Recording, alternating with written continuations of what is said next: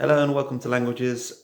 You may be aware already that it is compulsory to continue learning a language at least until year nine, but you do get a choice between French or Spanish. We'll be looking at those together and separately in the next few minutes. So in French, in terms of the things that you'll learn, you'll be building upon the grammar, so making references to past, present, and future events. And of course, you'll be bulking up on the types of vocabulary that you can talk about across the range of topics that you can see below. So you've got the type of topics are healthy living, film and TV, new technology, where you live, and holidays. So in Spanish, you've of course done less of Spanish so far. However, you'll find towards the end of the year that you'll kind of level up in terms of what potentially you would have been able to do in French. So the same sorts of grammar, vocabulary again we'll be building upon.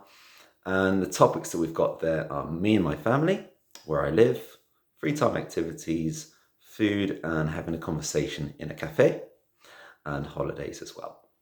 So in terms of the way you'll learn, you'll be continue to use those four skills, just like you've started with year 7 and 8. So listening, reading, writing, and speaking.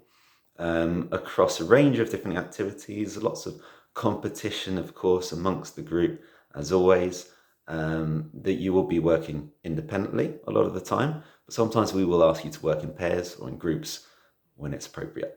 So in terms of the way you'll be assessed, there'll be vocabulary tests, as you've had in the past.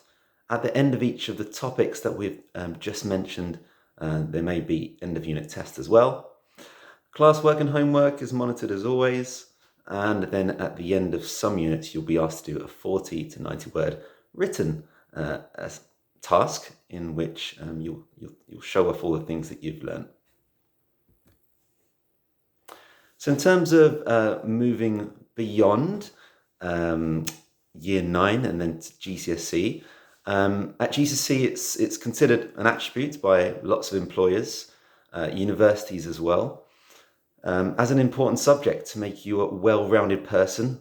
Lots of employees and universities consider it important to have a language. And of course, later on in life, there's lots of doors that languages will open up for you.